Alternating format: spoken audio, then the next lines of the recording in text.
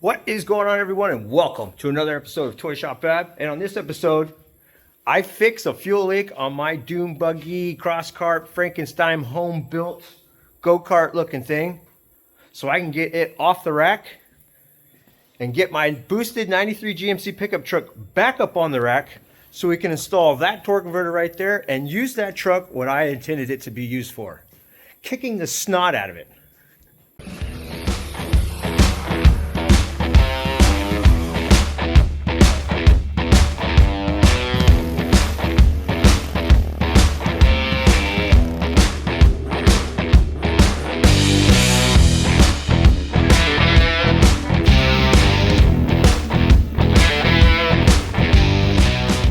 That's right. I originally started building that truck so I can do drag and drive events with it, like Rocky Mountain Race Week, Sick Week, right? Get in the truck, beat the snot out of it, and just have fun with it. So far, the only thing I've been able to prove is that truck does drive. And I mean that because it did Hot Rod Power Tour 23 without a single issue. And then I brought it home, put a mini spool in the rear end, and continued to do burnouts until I burned out its transmission. Now, since then, I have installed a 4L80E transmission, but it has the stock torque converter. Now the truck does pretty good driving under normal driving conditions.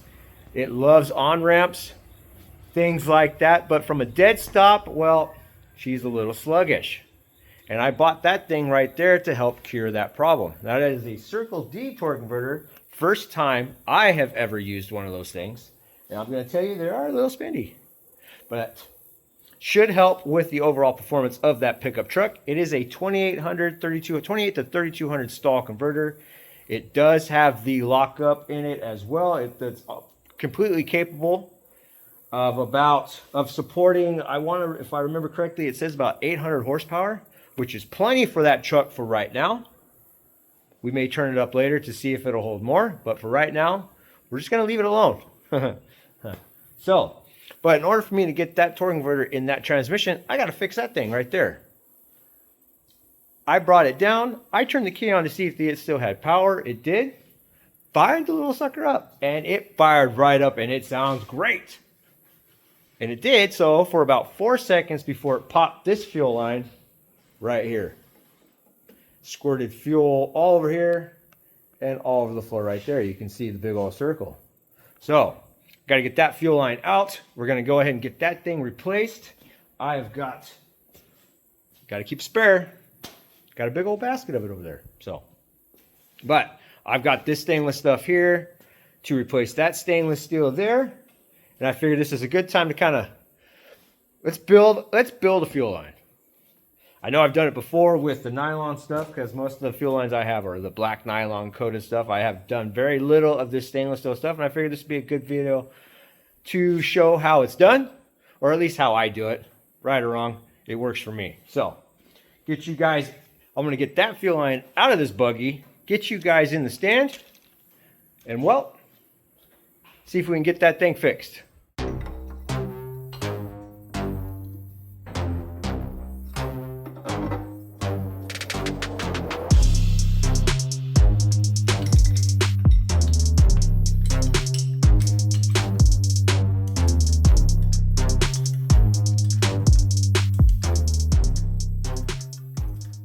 All right, fuel line's off. And before we get started on that thing, what or who is 5'10" and works at a fruit stand?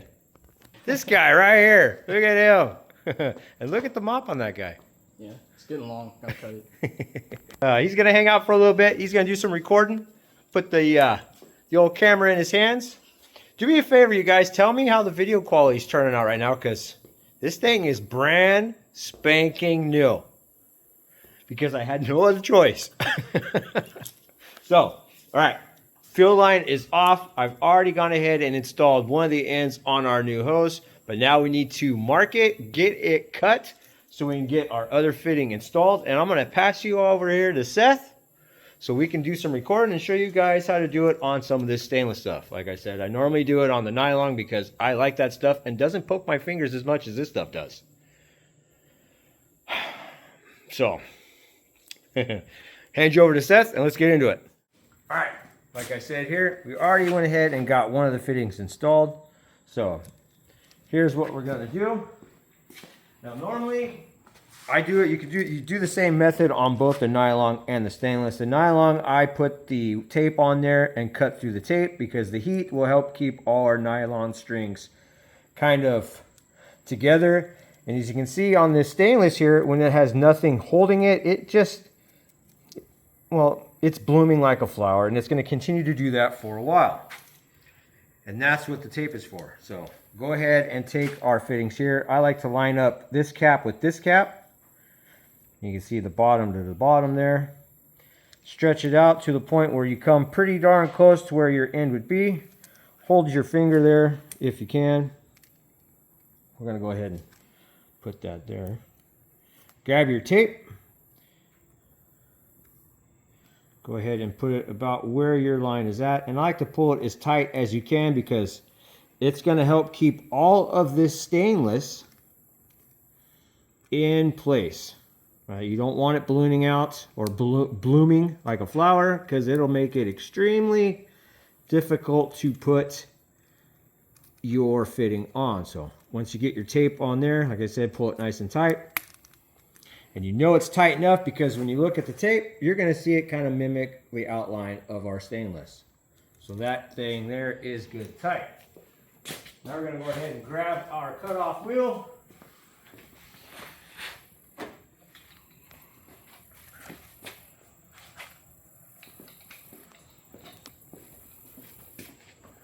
Put it on over here. Let's get your eyes on this.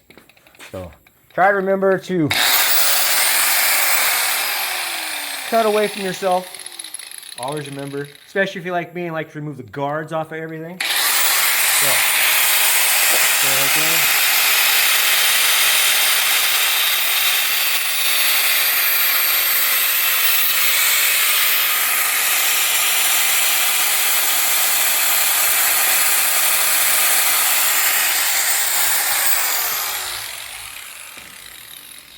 Now you seen there at the tape, I cut on the edge of the tape there. I actually kind of accidentally nicked our tape there a little bit, so it's starting to want to bloom on me already. That is okay. We're going to go ahead and just pretend it's not doing that. But usually you can see there on the tape where I put it, on the nylon stuff, I cut through the middle of the tape. On this stuff here, I cut on the end. And that'll help keep everything nice and tight. So now that we have that, we're going to go ahead and grab our air hose.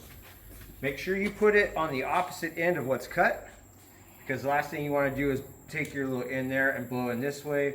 Chances are you're going to blow all those particles up inside, and you may or may not get all of it out. Now they're probably just big enough to be caught by a fuel filter, but why risk it? So go to the opposite end.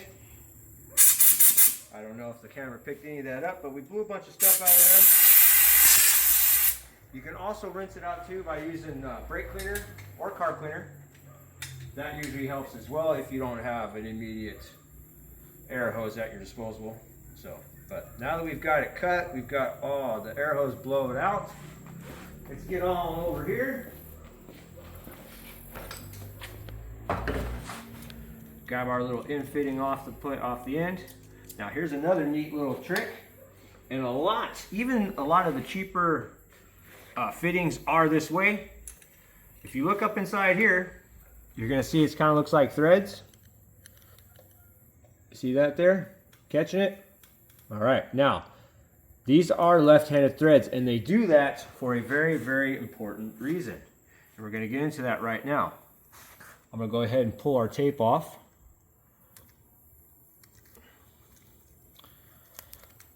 You can see it's kind of starting to bloom a little bit, and if I didn't go ahead and start putting the fitting on right now, it would continue to grow. So go ahead and bunch a lot of it up as much as you can. Kind of start rolling your fitting into place. And you're going to see there, I've got most of it in there. I just got this little guy. You can push them into place, or grab yourself a pick and you can kind of start and kind of help motivate all of your stainless wires into place. I use the same method on the nylon as well, so we'll get that in there, pushed into place. You still got a couple little stragglers, no big deal. Just watch your fingers, especially like right here. That'll hurt. all those guys pushed up in there. Okay, once you've got it, once you're satisfied with how well it's pushed in, now here's where the left-handed threads on that thing goes. When you turn it on there, most of you are going to want to take this and kind of turn it to the right, down onto the hose. You don't do that. If you can, keep your thumb on it, grab it, and go to the left. Okay? And there is a reason for that. Just stab my finger. You can look down in there, you see how far down that hose is? I don't know if you can tell, but there is a little bit of a lip. Yeah, see? Now you want to keep turning this thing to the left all the way down until your hose touches the bottom of those fine threads right there. And I'll show you. We'll go ahead and I'll continue to keep threading it down.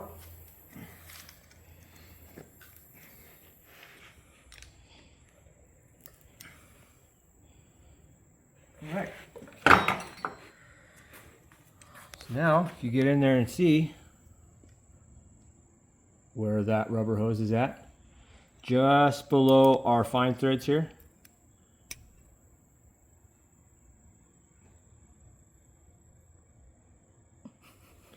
Little camera doesn't want to pick it up, huh? There we go. There you go.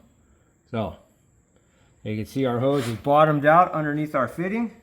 Make sure you got any other debris out of the way, any little stragglers of our stainless steel line. Make sure that is not going to interfere with our threads, because it will make things a little difficult.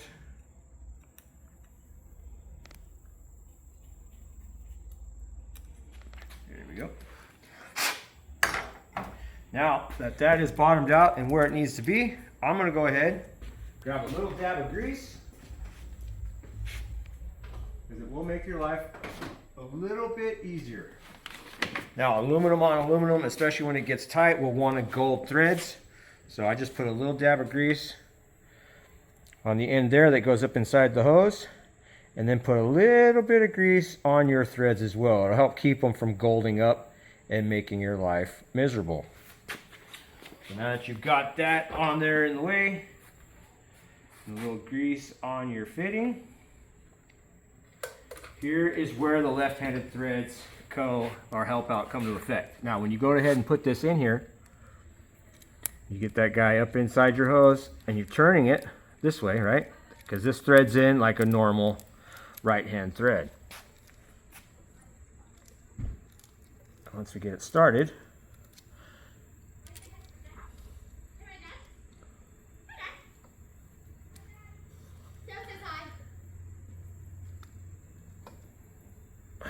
all right, so now that that is threaded into place,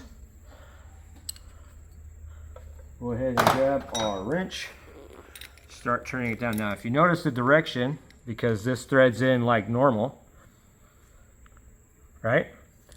You're turning it this way. Now you've threaded your hose or your line in that same direction, and that direction helps pull the line into the fitting. So as you're threading this in normally, it's turning your hose in the way you threaded it in to the fitting. If for any reason this fitting wants to bind up a little bit, what it's going to do is it's going to help keep this hose pulled against this fitting, instead of wanting to back it out if it was like threaded in normally, like this would be. Because if you turn this in and you go to thread this and it binds and turns this hose, it'll want to thread the hose out. So they make the back of these fittings left-hand thread. So if for any reason it binds a little bit, it'll help keep the hose tight in your line. Now, let's grab my crescent. Go ahead and make sure we get that held on. Go ahead and grab the other end of our fitting here. And just start threading everything together.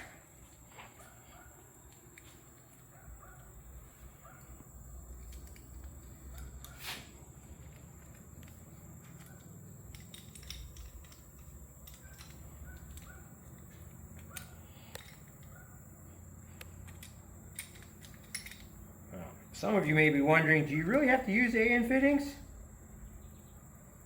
they have fuel injection lines with little barb fittings and fuel injection hose clamps that go all the way around 360 degrees, tighten up.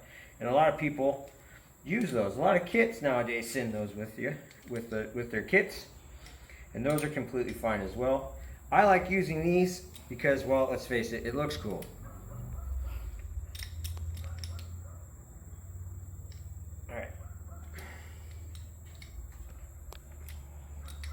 And these aren't all that expensive. You can actually buy kits like this for, I think, 15, 20 feet, -6 kits are like between $40 and $60.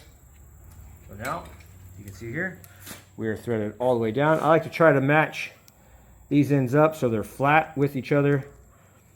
You can see I did the same on there. These are 2 different style fittings because I have a bunch of leftover parts. But now that our hose is made up, let's go ahead and thread this guy into place.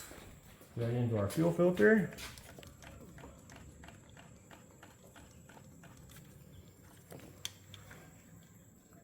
Okay, so there's our fuel filter. This guy comes around just like this. Go ahead and thread into our fuel pressure regulator. Okay. Go ahead and have to put a fitting.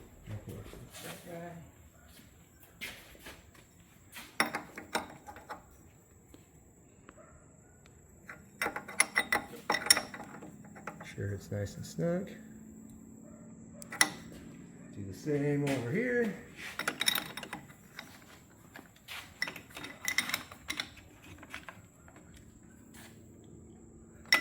Grab my other wrench. All right, let's see.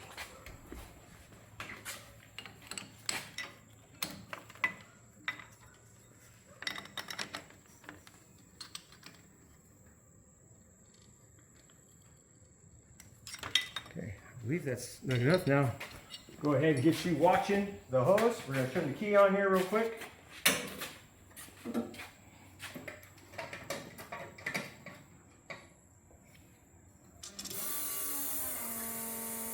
And she's leaking from the top right here. Oh, cool. More leaks. Well, now that I've showed you how to fix that hose, I'm going to go ahead and just go through this, make sure all the rest of our hoses are tight, and I have no more leaks. So we can get this thing off the rack, off our lift here, and get Wild Betty over there up here so we can change out our new torque converter. All right, all the leaks are fixed on the Crosskart. We're all good there, but we had to move the truck to get the Crosskart out of the way to put the truck on the lift. So, and what better time than to take the truck out with your cameraman and just kind of see where this torque converter stalls. So I've got it in drive right now. What I'm going to do is just put my left foot on the brake, my right foot on the gas. We're going to ease into it a little bit and just kind of see where it kind of stalls out. I mean, chances are it's going to want to break the tires free. So get down here at our display. You can see right there our RPMs are about 870, 850. So 1300.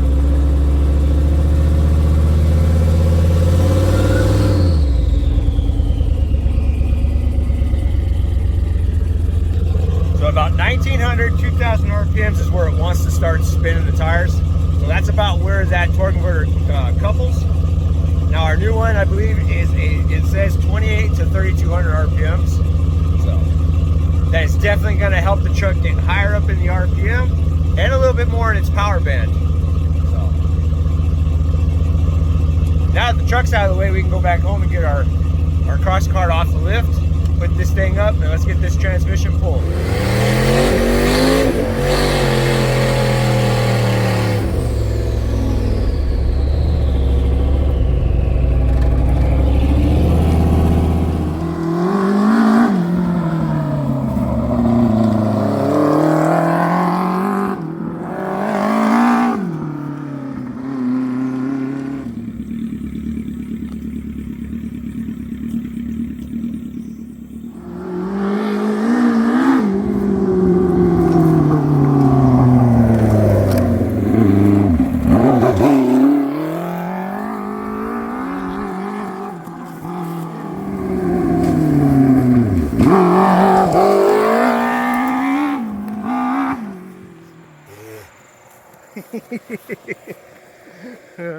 You know, for a home-built little cross cart, this thing does pretty darn good, especially with those cheap eBay shocks.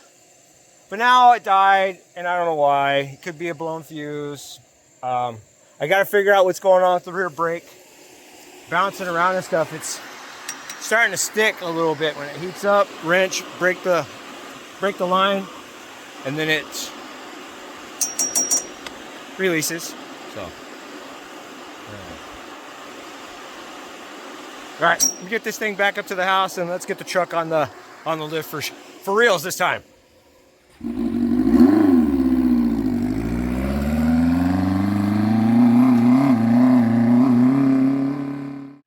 Done goofing off, although that thing is a lot of fun to drive around, and it actually handles a lot better than I initially thought it was going to. It's got cheap eBay front shocks on it. The rear shocks are kind of like just helper shocks and springs for the VW Baja Bugs. But so far from what I've put it through, it's handled pretty darn well. Now I have ordered a brand new set of rear tires for that. We're gonna go 25s on it because the 22s are a little small. And then a couple little things here and there. I really need to get back on that thing. Little fun fact there for those of you that are new, that is one of the first projects that I started on this channel. That cross cart, and of course my 67 Mustang right there, you can see on the back. Got a lot of parts for it, so hopefully big things coming for that thing here in the near future. But for right now, let's get back on this truck. Already pulled the drain plug out of our transmission, get all that old burnt fluid out. It's getting a new torque converter, might as well put fresh fluid in it as well. And then I was also just kind of going over and checking everything out. See, everything is pretty accessible. Our manifolds have been switched over to V-band clamps. Everything really easy to get to. All of our transmission bolts are easy to get to. I'm running the factory linkage on this for those of you guys that are new. This truck used to have a 4L60, and these frames come with different provisions. So all I did was just move everything back one, basically. So that is the factory linkage. Still has the column shifter. You can see everything's really easy to get to.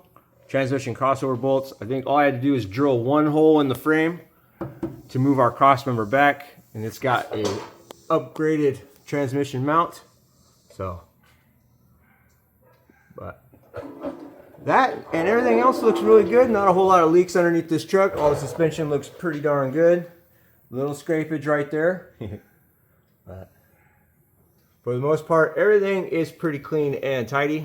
So we'll get you in the stands, get on a little time lapse there. Basically, you got the 2 V-band clamps on my crossover pipe here. We've got 6 15mm bolts in the bell housing, 2 transmission lines to undo.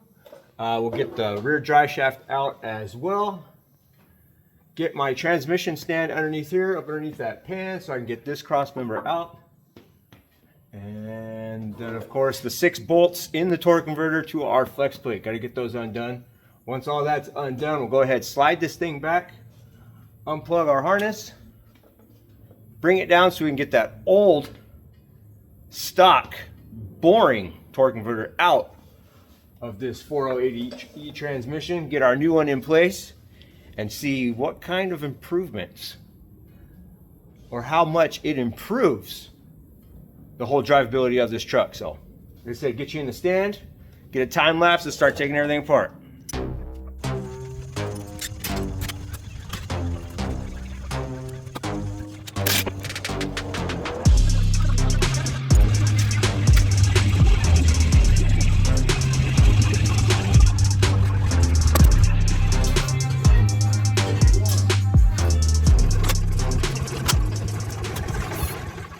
All right, transmission is out. Went ahead and pulled the old torque converter right there, sat it next to our new one, because there are a couple differences between both of these torque converters, even though they're both for a 4L80E transmission. That one's a 6-bolt, this one's a 3-bolt, and a smaller bolt circle to our flex plate. Some of you may remember when I put the 4L80E in this transmission, I had to mark, drill, and slot our original flex plate for the 5.3 and 4L60E transmission to take that torque converter there. So I figured since we're changing it up and our new torque converter is only a 3, I have another flex plate sitting right there. We're going to go ahead and replace it. That way it's nice, new, and has not been modified. Still have to use this guy because you can see there, it's kind of a dish. See the 5.3, these ones here, they have a little bit of a dish off our crankshaft. And because of that, it has a nice gap where the snout and torque converter would go. And in order to take that gap up, you got to use one of these guys here. Pop it on the end of your torque converter, and that fits in our crankshaft. So keeps everything centered, keeps everything nice and tight. So I'm going to go ahead and blast this flex plate off. Go ahead and replace all our hardware to that as well. I got some ARP hardware for it right there. Another thing to remember if you guys are going to do this too, that not all the holes on the crankshaft that bolt the flex plate to the crankshaft are blind. They actually go through, and if they're loose, so when you put new hardware in, use some kind of sealant to help keep from any unnecessary oil leaks back there from happening, if you know what I mean. So go ahead and get everything cleaned up. Just double check. I went ahead and replaced our O-ring on the end of our input shaft as well. Give everything the best chance possible of surviving for as long as possible. So I'm gonna go ahead and get you guys back in the stand. We'll get our torque converter installed, get the transmission back in the truck, so we can take this thing out and just see how well this new converter performs. Now it is a 283200, which is a lot more than our factory converter, and should help this truck get up out of its own way a lot better. So, all right, let's get this new one in.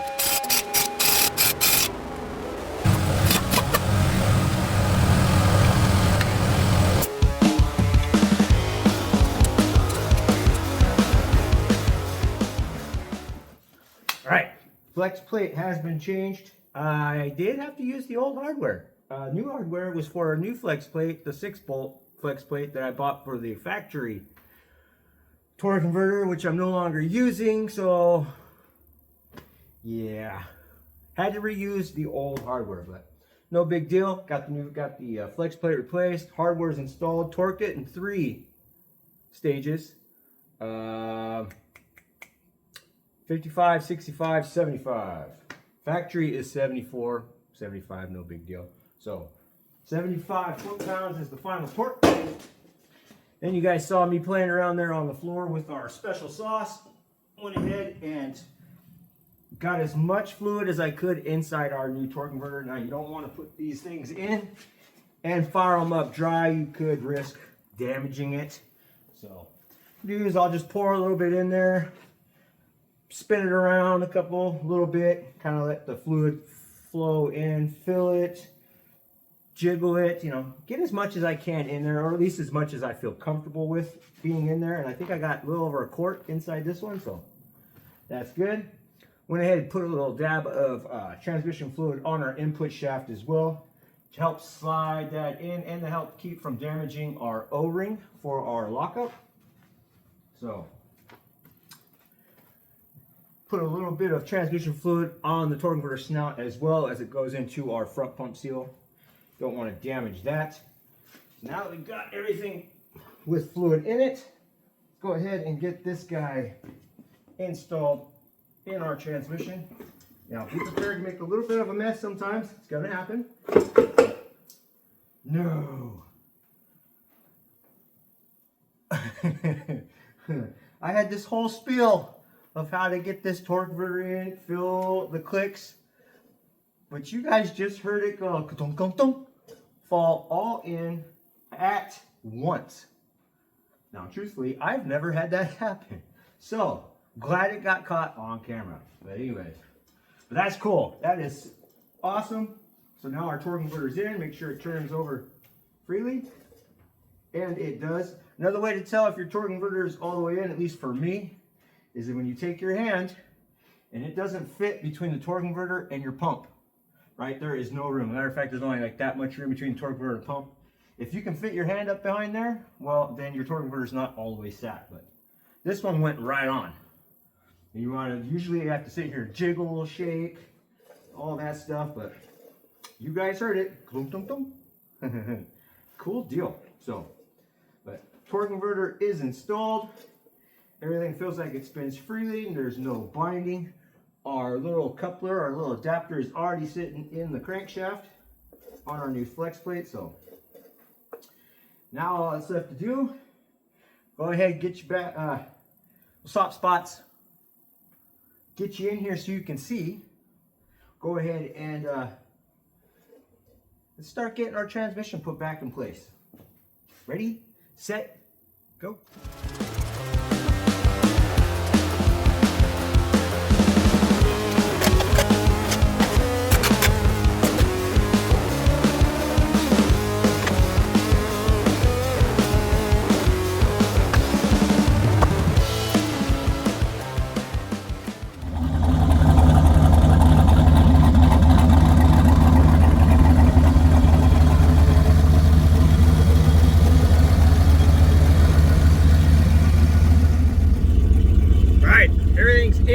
Transmission is full, and here's another neat little thing in case I forget to put it in the video, or this is going to be like my reminder to make sure to mark it down in the video. That little adapter for our torque converter to crankshaft, you do not need it with this setup.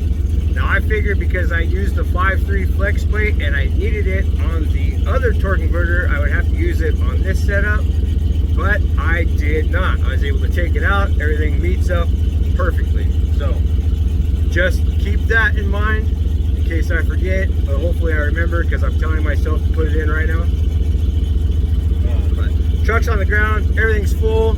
It goes into reverse and it goes into drive. So now we're going to take it out on the street.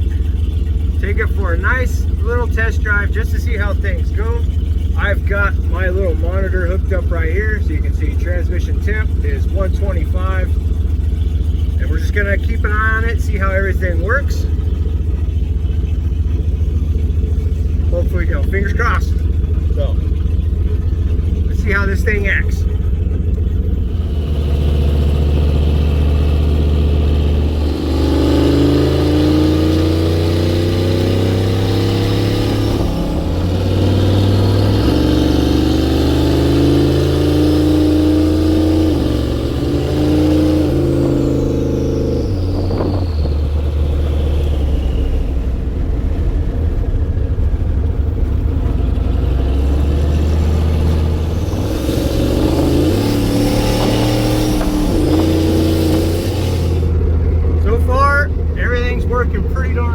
Transmission's only about 170 degrees. The truck's running at 206. Kind of hot today, but that's fine. This truck is always, ever since I put it together, it's been in a 200 range, 195 to 210. So 206 is not that bad. The truck's cruising pretty darn smooth. We'll go ahead and get her up on the highway there, see how it does on the old 65 plus mile an hour range. But so far everything's shifting good, transmission feels good, it's running cool. Fingers crossed everything works out the way I want. So let's get this thing on the highway and see how it goes, see how it does.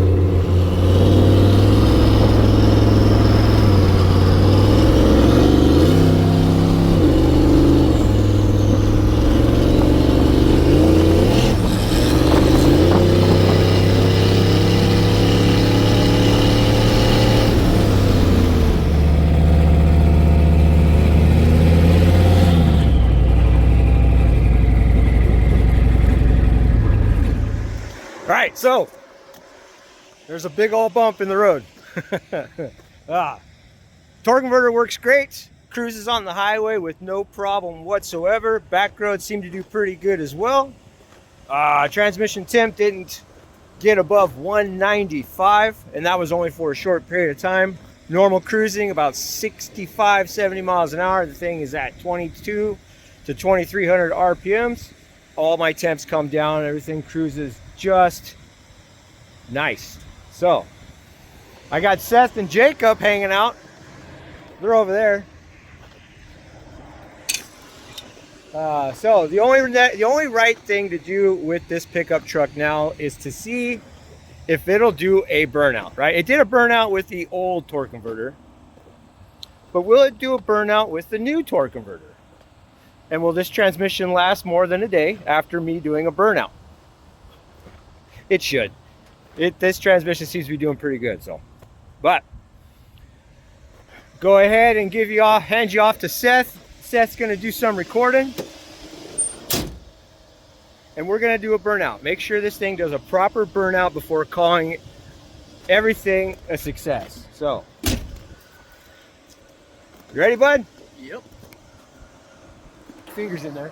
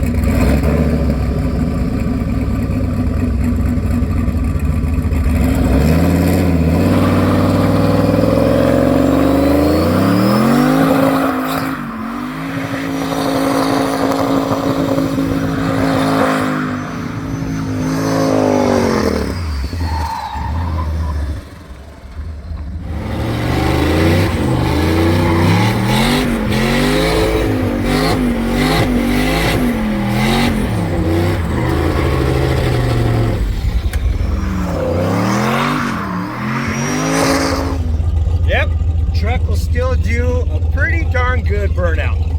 Now, there is some definite tuning that has to be done with this truck. Like I said, I've only built the truck, put the fuel injection in it, messed with a little bit here and there so I can take off, start, stop, get pretty decent fuel mileage cruising. But when it comes to full throttle and stuff like that, well, needs more tuning. So, but truck will do a burnout. And it is time to head back to the shop. So we're gonna go ahead and cruise this thing back to the shop, get some air blowing through that radiator, get this thing cooled off a little bit. So here we go.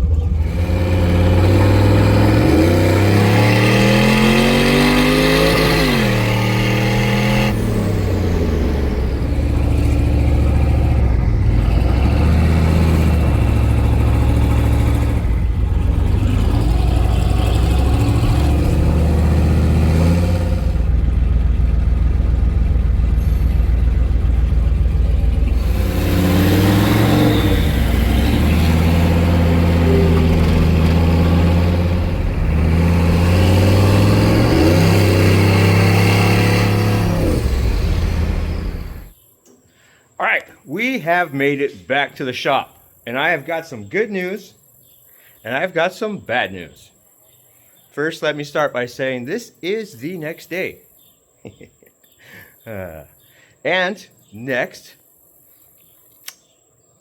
good news is this thing still works absolutely flawlessly still. Front suspension works good, rear suspension works pretty darn good. For all of this being cheap eBay suspension, I did, however, jack up the front a little bit to give it a little more ground clearance. I wanted to see how far I can run the adjusters down on those shocks, and I have maxed them out. So what I'm going to do on this thing is probably cut the perches off, move them down 2 inches on the frame to give this thing a little bit more clearance underneath the front. You know, give it some more clearance to the ground. I also went ahead and ordered some 25-inch tall tires for the back because these 22s look absolutely silly on here.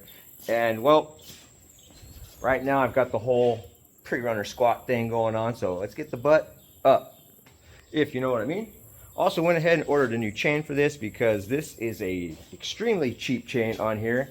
And if any of you have ever built go-karts or anything like that using the cheapest chain you can find, well, it starts to get into a bind really, really quickly. So got a new chain coming, new tires coming for this thing, so we can, you know, get a little bit more work done on it because it was an absolute blast. Just getting in here and moving it out of the way, and taking it around the forest area down there in the yard just gave me all kinds of new motivation on this. And I am really, really looking forward to getting back on this thing. And excited because it is one of the very first projects on this channel. So, but enough of that. Truck is on the lift. Here's the bad news. Transmission did not survive. It had some good minutes in it. It worked great. Now, there are quite a few things that brought this transmission down. One,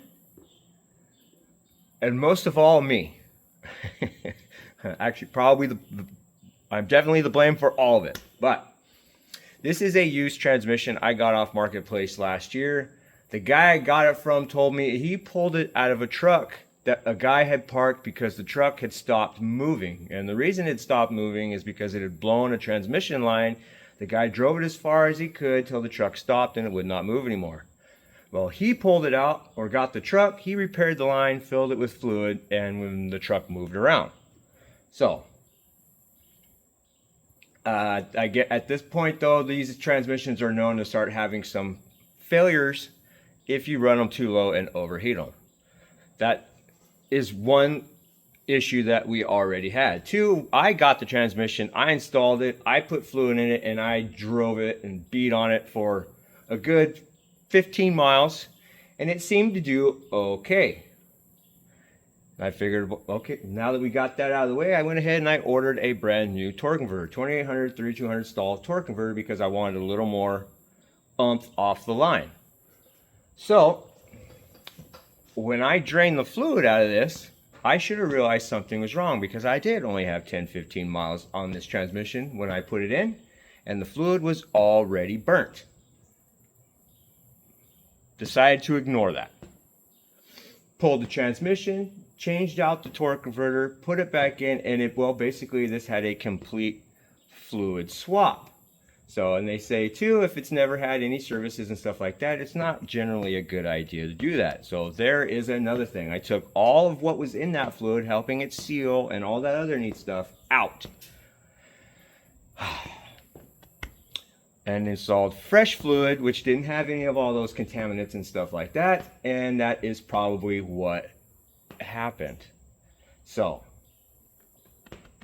it did really, really good for the 25-30 miles I had in it. And of course, me having the heavy foot, wanting to beat on this thing, because I need to put these things through the paces. I need to know where the failure points are at, because I really, truly want to use this truck for drag and drive events. And if I can't take it out and do a bunch of nasty burnouts with it, then, and have it hold up and stuff like that, then I can't trust it to drive 8 to 1500 miles. So I have pulled the pan. So you can see there, the pan is pulled. For the most part, it is fairly clean. I drained all the fluid, and you can see all of that clutch material laying in the bottom of the pan, and you can see how extremely dark that fluid is, because, well, I overheated the heck out of it. And from what I saw on my little monitor there, I hit about 230 degrees in this transmission, which is another reason why I probably fried it.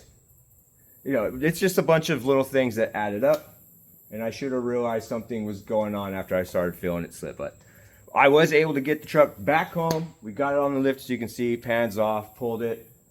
That is no big deal. I am going to go ahead and order up a rebuild kit for this transmission and tackle that as well, because this is also something I would love to learn how to do. And if I can rebuild it, great. But anyways, that's where we're at right now.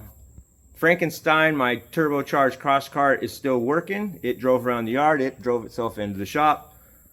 The turbo race truck, not so much. It's on the lift waiting for a transmission rebuild kit. But I don't want any of this to discourage you guys. This is all, it can't go great all of the time. And somewhere you're just going to create some work for yourself. But that is the time to smile. Take a look, take a step back, look at what you've got, look at what you've done. Broaden your horizons by learning some new skills. Get on the old internet there, order yourself up some parts, look at some forums, do some research, check this stuff out, and just dive in and start learning. So, like I said, I hope this does not discourage any of you. I hope you still get out there. Hope you guys work on your project, have some fun, because really, this is a lot of fun most of the time. And sometimes you end up with stuff like this. But anyways, you guys, I've got to end this right here. I've got to get myself cleaned up. I have another short week at home and another long work week ahead of me. So get out there, you guys. Work on your projects. Learn some new skills. Have some fun with it. And do not be discouraged by knuckleheads like me who like to tear things up. So hope you guys enjoyed the video. Like I said, get out there, have fun. Hit that subscribe if you haven't already. Leave a comment down below. Tell me what you guys think. Maybe some tips, tricks, pointers. Maybe another direction too to help me figure out how to bulletproof this thing just a little bit more and help it survive exactly what I want to put it through. So thank you guys again. Hit that subscribe if you haven't already. Give a guy the thumbs up. Leave a comment. Tell me what you think. Appreciate all your guys' support. Thank you for watching. And I'll catch you guys on the next one.